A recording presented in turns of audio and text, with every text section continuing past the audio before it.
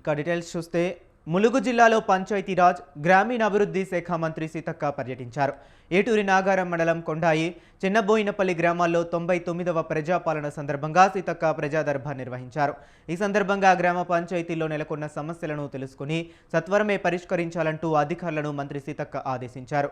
మొదటి విడతలో కొండాయి గ్రామానికి 115 ఇందిరమ్మ ఇళ్లను ప్రభుత్వం మంజూరు చేసిందని, సుమారు 16 కోట్ల వ్యయంతో కొండాయి వాగుపై బ్రిడ్జి నిర్మాణ పనులు ప్రారంభించామన్నారు సీతక్క. కాబట్టి రాబోయే కాలంలో రాహుల్ గాంధీని ప్రధానమంత్రి చేసుకుంటే మనము స్వేచ్ఛగా మన ప్రాంతంలో మనం బతకగలం. ఖచ్చితంగా ఈ నెల 2 నెలల్లో కంప్లీట్ చేస్తాం, వెంటబడుతున్నాం. సరే, అది 9 కోట్ల నుంచి 16 కోట్లు అని, ఎందుకంటే ఇది పెద్ద వాగు ఉధృతి అని చెప్పడంతో అధికారులు ఇచ్చిన అంచనాలతోటి కొద్దిగా స్టార్ట్ అయింది. పాపం కాంట్రాక్టర్ గారు కూడా కొంచెము కష్టపడతా ఉన్నారు. వాళ్ళు కూడా గతం నుంచి ఇక్కడ స్టాండర్డ్ ఉన్నటువంటి వాళ్ళే. మేము ఇక్కడ ఎలాంటిది ఆశించకుండా ఒక మంచి పేరున్నటువంటి కంపెనీ వాళ్ళే రావాలనుకున్నాం. సరే, కాంట్రాక్టర్లు కూడా వచ్చిర్రు, చేస్తా ఉన్నారు. ఈ నెల లేదా జూన్ మంత్ ఎండింగ్ లోపు ఖచ్చితంగా కంప్లీట్ చేస్తాం. ఇప్పుడు ఖచ్చితంగా స్పీడప్ చేస్తాము. దాన్ని మీటింగ్ పెట్టుకుంటాం. 8వ తారీఖు నాడు మీటింగ్ పెట్టుకుని ఈ కాంట్రాక్టర్లు కూడా ఎవరెవరైతే మోసం చేశారో వాళ్ళ మీద క్రిమినల్ కేసులు పెడతాం. ఖచ్చితంగా ప్రజలకు ఇల్లులు కట్టియనకుండా మోసం చేసిన వాళ్ళు అవి మా దృష్టికి రాలేదు, వస్తే తప్పకుండా యాక్షన్ తీసుకుంటాం. బిల్లులు అయితే ఎప్పటికప్పుడు ఫాస్ట్ గా ఇస్తా ఉన్నాం. బిల్లుల కాడ ఎలాంటి జాప్యం లేదు. కొంత నమ్మి విజయవాడ పరిధిలోని పలు రైస్ మిల్లులను ప్రభుత్వ విప్ ఆది శ్రీనివాస్ ఆకస్మికంగా తనిఖీ చేశారు. ధాన్యం కొనుగోలు, మిల్లింగ్ ప్రక్రియను క్షేత్రస్థాయిలో ఆయన పరిశీలించారు. రైతులు పండించిన ప్రతి గింజను ప్రభుత్వం కొనుగోలు చేస్తుందని, తూకాల్లో తేడాలు వచ్చినా రైతులను ఇబ్బంది పెట్టినా చర్యలు తప్పవని ఆది శ్రీనివాస్ హెచ్చరించారు. పక్షాన ఇప్పటికే ఆదేశాలు ఇవ్వడం జరిగింది.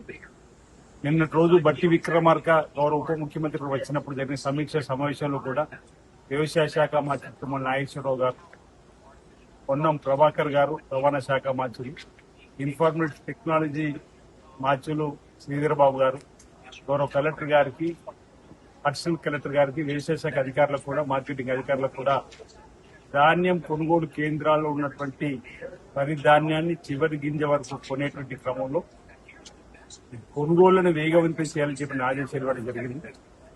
నిన్నటి నుంచి అన్ని రాజన్న సిరిసిల్ల జిల్లా వ్యాప్తంగా కూడా కొనుగోలు కేంద్రాలలో ఇంచుమించు 300 పైసలకు లారీలు తిరుగుతున్నాయని చెప్పి లెక్క వచ్చిన సందర్భంలో ఇంకా అదనంగా లారీలను తెప్పించే కార్యక్రమంతో పాటు వ్యాన్లను కూడా ఆయా ప్రాంతాలు ఉన్నట్లు వాడుకోవాలని, ఆయా ప్రాంతాల్లో మిల్లర్లకు దగ్గర ఉన్నటువంటి కొనుగోలు కేంద్రాలు గ్రామాలలో ఉంటే కూడా ట్రాక్టర్లను కూడా అవసరమైతే వాడుకోవాలని చెప్పిన ఒక ఆలోచన తీసుకొని వచ్చింది. అంటే రైతుకు ఎలాంటి ఇబ్బంది తలెత్తకూడదని చెప్పి, రైతుకు ఎలాంటి ఇబ్బంది చేయకూడదని చెప్పినటువంటి కార్యక్రమాన్ని చేసేటువంటి సందర్భాన్ని ఈ రాష్ట్ర ప్రభుత్వం ప్రత్యేకంగా చొరవ తీసుకుందన్నమాట. పౌర సరఫరాల శాఖ మంత్రి ఉత్తమ్ కుమార్ రెడ్డి గారు కూడా వెంటనే పెట్టి ఈ ప్రాంతంలో ఉన్నటువంటి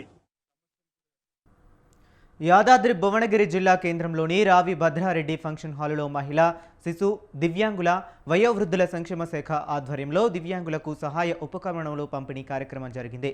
ఈ కార్యక్రమానికి ముఖ్య అతిథిగా భువనగిరి పార్లమెంట్ సభ్యులు చామల కిరణ్ కుమార్ రెడ్డి హాజరై అర్హులైన దివ్యాంగులకు బ్యాటరీ వాహనాలను పంపిణీ చేశారు.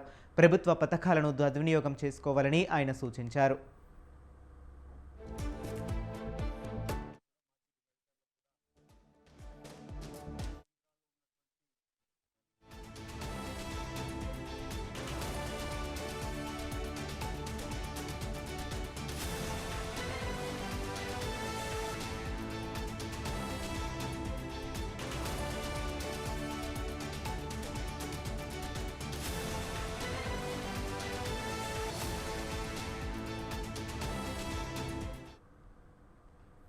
చొప్పదండి నియోజకవర్గంలో ధాన్యం కొనుగోళ్ల వ్యవహారం రాజకీయంగా తీవ్ర ఉద్రిక్తతలకు దారితీసింది.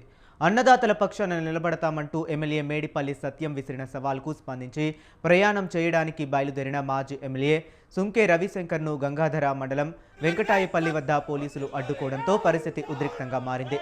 నెల రోజులుగా కొనుగోలు కేంద్రాల్లో ధాన్యం పేరుకుపోయినా అధికారులు పట్టించుకోవటం లేదని ఆయన ఆగ్రహం వ్యక్తం చేశారు.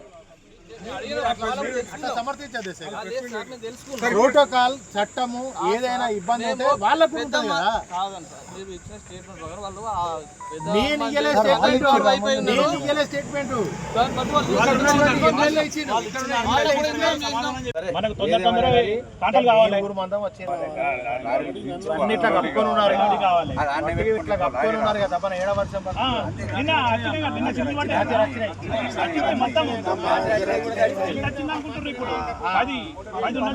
పదైతే నూకనే అవుతుంది కదా. మరి అయితే మరి ఏం చేయమంటారు? నెలలో కొద్దిగా ఆగినలే నూక అవుతుంది. రంగారెడ్డి జిల్లా రాజేంద్రనగర్ ఆర్డీఓ కార్యాలయంలో ల్యాండ్ అక్విజిషన్ బాధితుల సమస్యలపై ఆర్డీఓ సమావేశం నిర్వహించారు.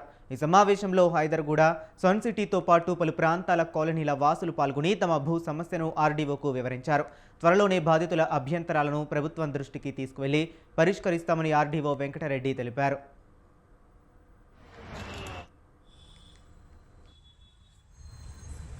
ఈరోజు భూసేకరణ చట్టం ప్రకారం గతంలో ప్రాథమిక నోటిఫికేషన్ సంబంధించి దర్గా ఖలీష్ఖాన్ అలాగే ఉప్పర్పల్లి అండ్ హైదర్గూడకు సంబంధించి ప్రాథమిక నోటిఫికేషన్ జారీ చేసి ఉన్నాము.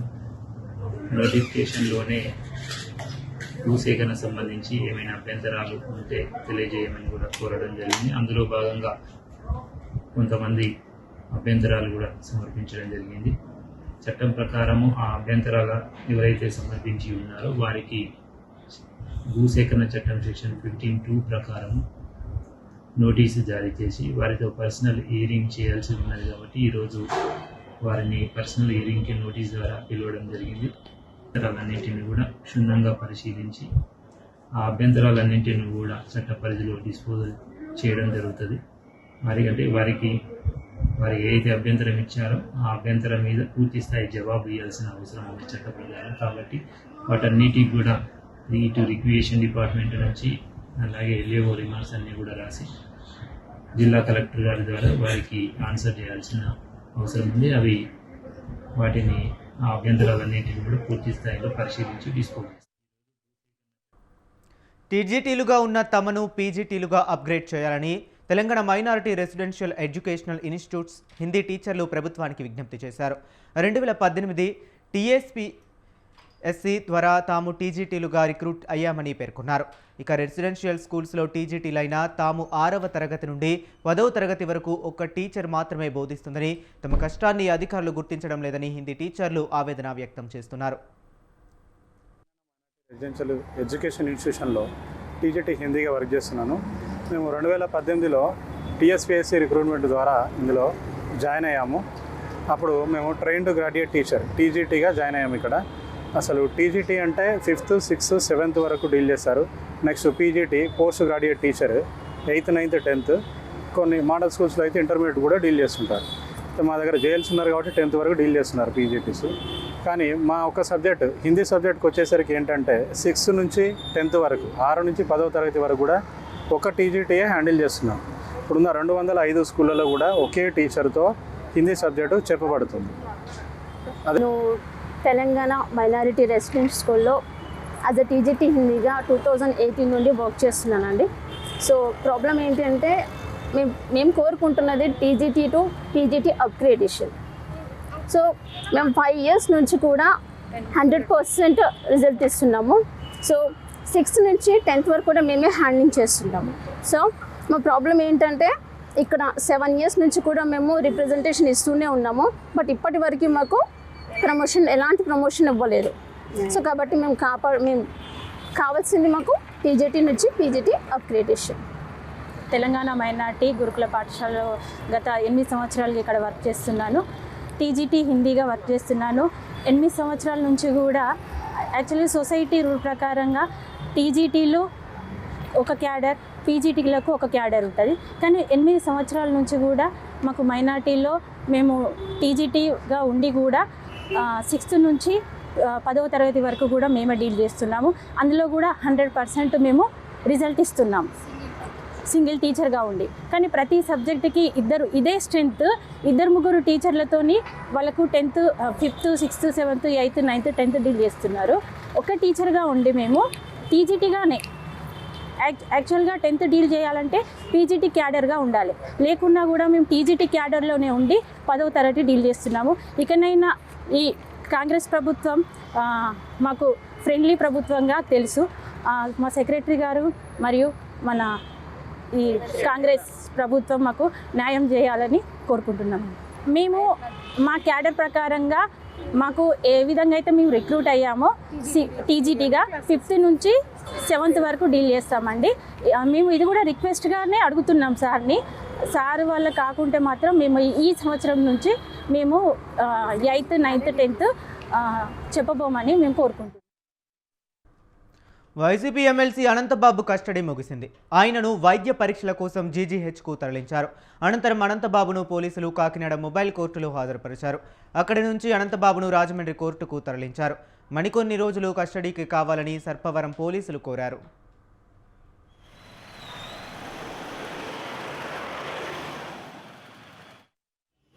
Crime number 155/26 of Sarpavaram police station కేసులో రెస్పాండెంట్ ముద్దాయిగా ఉన్న A1 అనంతబాబుని పోలీస్ కస్టడీకి ఇవ్వాల్సిందిగా మనం గౌరవ మొబైల్ కోర్టులో మెమో ఫైల్ చేశాం. దాని మీద వాదోపవాదాల అనంతరం మేజిస్ట్రేట్ గారు మనకు 1 డే నిన్న అంటే 25 మధ్యాహ్నం 12 గంటల నుంచి ఈరోజు మధ్యాహ్నం 12 గంటల వరకు మనకు 1 డే పోలీస్ కస్టడీకి ఇచ్చారు. దాని మీద అతన్ని CJL నుంచి తీసుకొచ్చి నిన్న సాయంత్రం రాత్రి మిడ్నైట్ వరకు కూడా సుమారుగా 47 క్వశ్చన్స్ అతన్ని అడగడం జరిగింది. కానీ అందులో ఏ క్వశ్చన్కి కూడా అతను సరైన సమాధానం చెప్పలేదు. కోర్టు ఉత్తర్వుల ప్రకారంగా అతన్ని యాజ్ పర్ లా మనం ఇంట్రాగేషన్ చేసాం. అయినా కానీ అతను ఈ సెల్ ఫోన్లో ఇన్ఫర్మేషన్ గురించి కానీ ఈ సాక్షుల్ని బెదిరించిన కుట్రలో పాల్గొన్న వ్యక్తుల గురించి కానీ ఇతని యొక్క పార్టిసిపేషన్ గురించి కానీ మనం అడిగిన ఏ క్వశ్చన్కి కూడా అతను స్ట్రైట్గా సమాధానం చెప్పలేదు. నాకు సంబంధం లేదు, తెలియదు, గుర్తులేదు అనే సమాధానాలు చెప్పారు. అదే విషయాన్ని మనం కోర్టుకి సబ్మిట్ చేస్తున్న రిపోర్ట్లో తెలియజేసుకుంటూ ఆ కస్టడీ మరో గంటలో ముగుస్తుంది కాబట్టి గౌరవ 3rd మొబైల్ కోర్టులో అతన్ని ప్రొడ్యూస్ చేసి మెడికల్ పరీక్షల అనంతరం మళ్ళీ తిరిగి అతన్ని CJLకి. దేశంలోనే ఐటీ కేంద్రంగా విశాఖపట్నం మారబోతుంది. విశాఖలో రిలయన్స్ సంస్థ 1,08,10 కోట్లతో డేటా సెంటర్ ఏర్పాటుకు ముందుకు వచ్చింది. ఇప్పటికే విశాఖ జిల్లా తర్లువాడలో ఏప్రిల్ 28న కేంద్ర మంత్రి అశ్విని వైష్ణవ్తో కలిసి AP CM Chandrababu Naidu Google data centre నిర్మాణానికి శంకుస్థాపన చేశారు. 2 దిగ్గజ సంస్థలు గూగుల్, రిలయన్స్ డేటా సెంటర్ల ఏర్పాటుతో నిరుద్యోగుల్లో ఉపాధి కల్పనపై ఆశలు పెరిగిపోయాయి.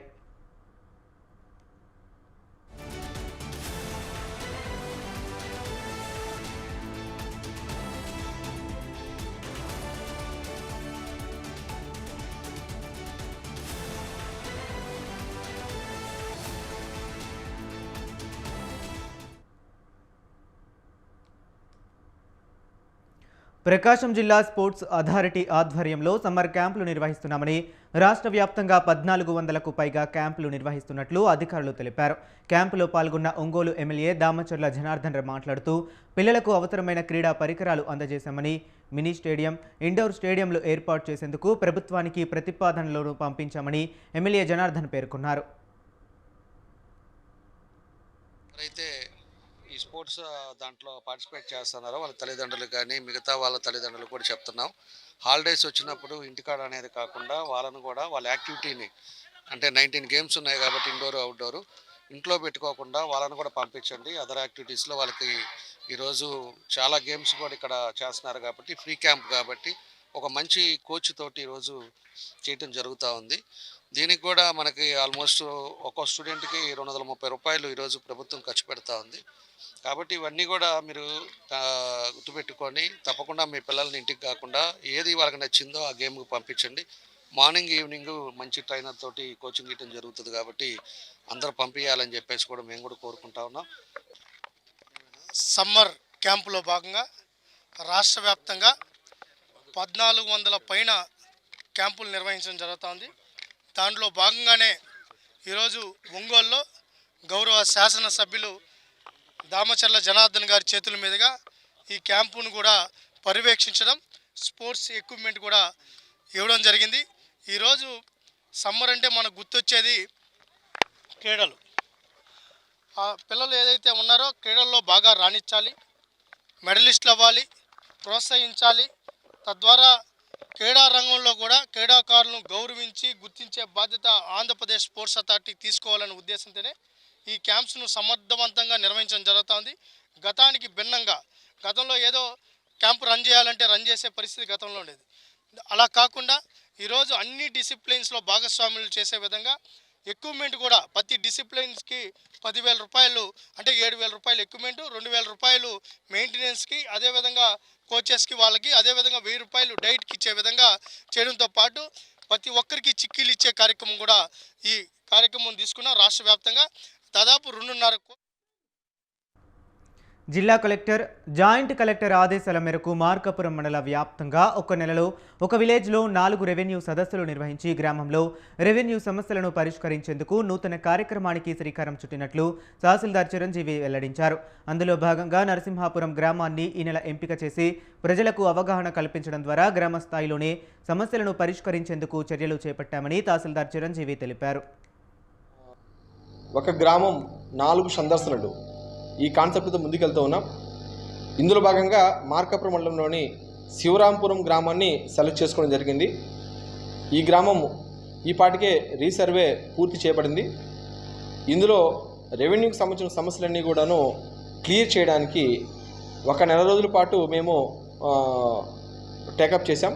ఈ నెల రోజుల్లో 4 వారాలు అంటే 4 దినాలు గురువారం, ఫస్ట్ గురువారం, సెకండ్ గురువారం, 3వ గురువారం, 4వ గురువారం, ఈ 4 దినాలు ఆ గ్రామాన్ని సందర్శిస్తాం.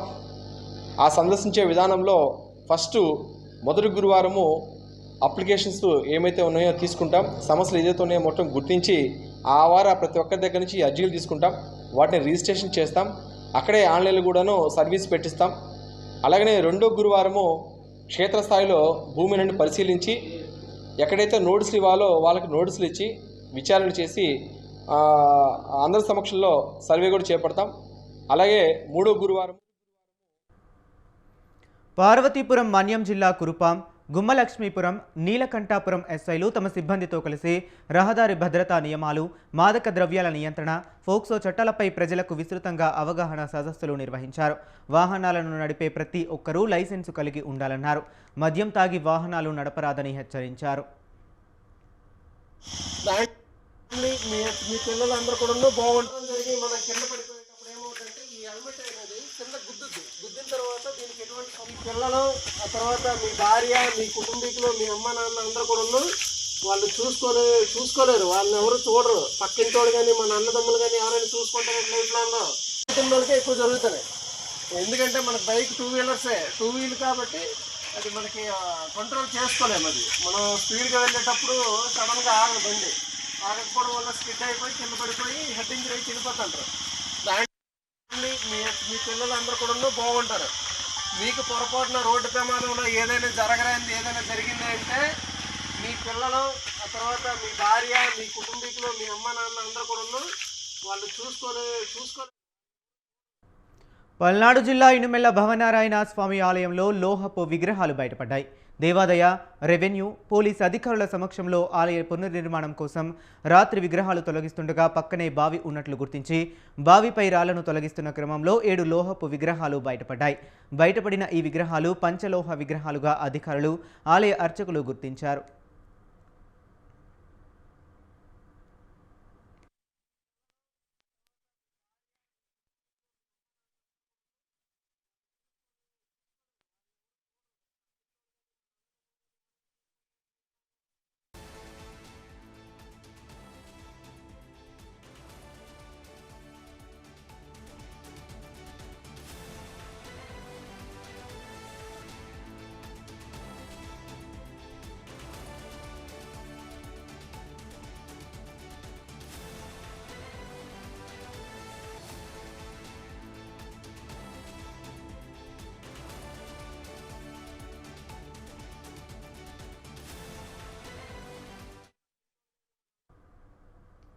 పల్నాడు జిల్లాలో ఆర్టీసీ బస్సుకు పెను ప్రమాదం తప్పింది. రుంపిచెర్ల మండలం అన్నవరం వద్ద టైరు పంక్చర్ కావడంతో ఆర్టీసీ బస్సు అదుపు తప్పి రోడ్డు పక్కన కాలువలో అంచున దిగింది. ఇక డ్రైవర్ అప్రమత్తంగా వ్యవహరించడంతో బస్సులోని ప్రయాణికులకు ఎలాంటి ప్రమాదం జరగలేదు. అధికారులు మరో బస్సులో ప్రయాణికులను వారి గమ్యస్థానాలకు తరలించారు.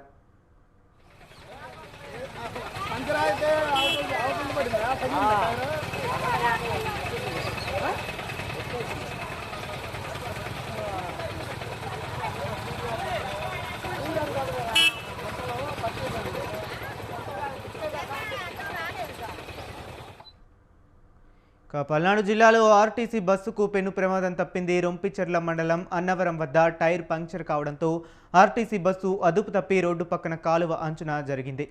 ఇక డ్రైవర్ అప్రమత్తంగా వ్యవహరించడంతో బస్సులోని ప్రయాణికులకు ఎలాంటి ప్రమాదం జరగలేదు. అధికారులు మరో బస్సులో ప్రయాణికులను వారి గమ్యస్థానాలకు తరలించారు.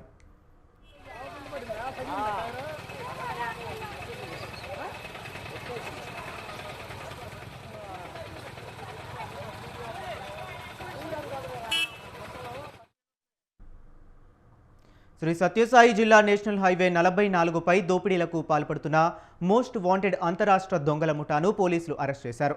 10 మంది దొంగలను అరెస్ట్ చేసి వారి వద్ద నుండి 1,26,00,000 రూపాయల నగదును, ఇన్నోవా వాహనంతో పాటు BMW, XUV 13 కార్లు, సెల్ ఫోన్లు, 3 కత్తులు స్వాధీనం చేసుకున్నారు. ఈ మేరకు జిల్లా ఎస్పీ సతీష్ కుమార్ ఎదుట నిందితులను పోలీసులు అరెస్ట్ చేసి చూపించారు.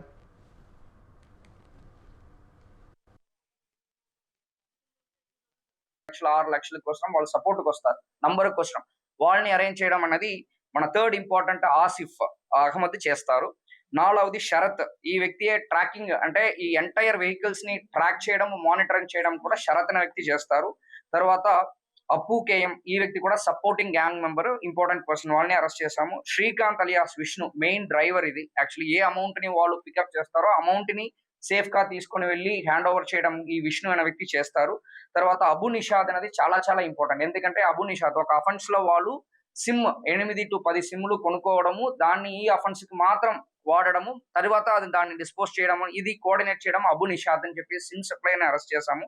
తర్వాత నిషాద్ విఎస్, తర్వాత ఉన్నికుట్టన్, మునీర్, షినోజ్, వీళ్ళందరూ కూడా ఈ టాప్ 7 తో పాటు ఎప్పుడు వాళ్ళకి తోడుగా ఉండి అవైలబుల్ ఉన్న ఈ ముగ్గురిని కూడా అరెస్ట్ చేయడం జరిగింది.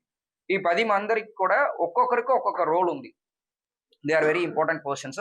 వాళ్ళందరినీ కూడా అరెస్ట్ చేయడం జరిగింది. దీని హైయెస్ట్ కేసెస్ చూసామంటే ఈ సిరిల్ మాథ్యూస్, సియాబుద్దీన్, ఆసిఫ్ అహ్మద్, వీళ్ళ ముగ్గురికి high number of maximum cases. ఎందుకు మాక్సిమం కేసెస్ ఉందంటే వీళ్ళే సెంటర్, మాస్టర్ మైండ్, వీళ్ళని చుట్టే అన్ని అఫెన్సెస్ జరుగుతుంటాయి. సో ఒక అఫెన్స్ కి తీసుకొని వచ్చిన వాళ్ళని మళ్ళీ ఇంకొక అఫెన్స్ కి తీసుకొని రారు, వాళ్ళ ద్వారా ఇన్ఫర్మేషన్ పోతాయని చెప్పేసి ఇది ఒక ఎంఓగా చేస్తారు.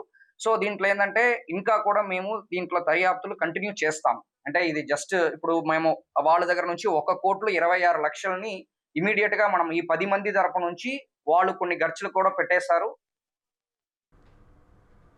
హైదరాబాద్ సరూర్ నగర్లో రౌడీ షీటర్లు హంగామా సృష్టించారు. రెస్టారెంట్లో బిల్లు కట్టమన్నందుకు యాజమాన్యం సిబ్బందిపై కత్తులు, కర్రలతో దాడికి తెగబడ్డారు. రౌడీ షీటర్ల దాడిలో రెస్టారెంట్ సిబ్బంది తీవ్రంగా గాయపడ్డారు. పోలీసులు ఘటనా స్థలంలో ఉన్నప్పటికీ దుండగులు మూకుమ్మడిగా దాడి చేశారు. ఈ ఘటనపై సరూర్ నగర్ పోలీస్ స్టేషన్లో బాధితులు ఫిర్యాదు చేశారు. కేసు నమోదు చేసిన పోలీసులు నిందితుల కోసం గాలింపు చర్యలు చేపట్టారు. ప్రధాన నిందితుల్లో ఏదుల ప్రసన్ రెడ్డి, ఏదుల యశ్వంత్ రెడ్డి, వారి అనుచరులపై నేర చరిత్ర ఉన్నట్లు పోలీసులు తెలిపారు. పరారీలో ఉన్న నిందితుల కోసం పోలీసులు విస్తృతంగా గాలిస్తున్నారు. గతంలో వనస్థలిపురంలో సొంత అక్క భర్తను ప్రసన్ రెడ్డి, యశ్వంత్ రెడ్డి దారుణంగా హత్య చేసినట్లు పోలీసులు విచారణలో బయటపడింది. నిందితుల నుంచి తమకు ప్రాణహాని ఉందని, వారిపై కఠిన చర్యలు తీసుకోవాలని బాధితులు డిమాండ్ చేస్తున్నారు.